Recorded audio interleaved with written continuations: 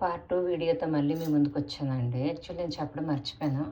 చూడండి ఇలా నుంచి ఆరబెట్టుకొని ఈ సైజ్ వస్తది. దాని తర్వాత ఇలా ఇగో ఈ సైజు మళ్ళీ చేస్తే ఇంకా పెద్దలు కూడా వస్తాయి. అంటే కొంతమందికి అప్పడాలు ఎలా చేయడం అంటే అంటే కొంతమందికి తెలియకపోవచ్చని నేను చెప్తున్నాను. అయిపోయిన తర్వాత ఏం చేస్తారంటే కొంచెం నూనెలోనే ముంచుతారు కొన్ని అప్పడం రాకపోతే. పిండి మరీ వచ్చేయవు. మీకు కావాలంటే మామూలుగా కూడా పిండితో కూడా మీరు చేసుకోవచ్చు అప్పడాలు. నువ్వులు కొంచెం వేసుకొని. సరేనా? నేను చెప్పడం కూడా మర్చిపోయాను. క్యారెట్ జ్యూస్ తీసుకున్నప్పుడు పిప్పిని మాత్రం తీసేసాను. ఉత్తి జ్యూస్లోనే కలిపాననమాట. ఇంగువ కూడా అందులోనే నానేసాను. సరేనా? దాని తర్వాత ఏం చేస్తామనంటే ఒక్క క్యారెట్టే కాదు, మీరు బీట్రూటు వెజిటేబుల్ జ్యూస్ దేనితోనైనా ఈ విధంగా చేసుకోవచ్చు.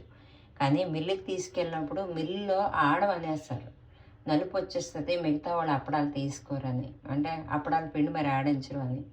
అది కోట బొమ్మల్లో కాబట్టి ఆడారు. ఇక్కడ ఆడతారో లేదో నాకు తెలియదు కూడా శ్రీకాకుళంలో. ఆవిడ థ్యాంక్స్.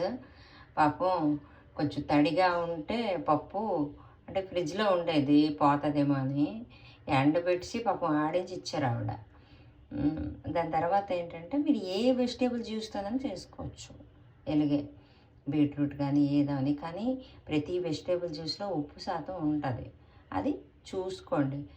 అయితే అదని నేను ఇప్పుడు కంటిన్యూగా ఒక 3 రోజులు అయింది కానీ ఉప్పు తినట్లేదు. కారం మొన్నగా తిన్నాను, నిన్న మాత్రం ఉప్పు కారం తినలేదనమాట. అందుకే నేను ఉప్పు కూడా చూడలేదు, టేస్ట్ ఎలా ఉంటుందో కూడా నాకు తెలియదు.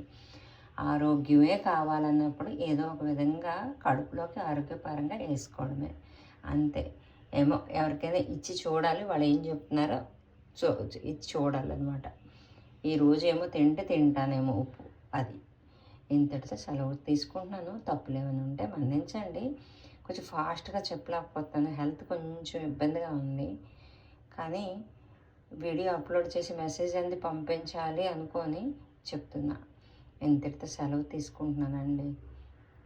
అందరికీ నమస్కారం అండి. నా ఛానల్ సబ్స్క్రైబ్ చేయండి, వ్యూస్ ఇవ్వండి, మరియు కామెంట్స్ కూడా పెట్టండి.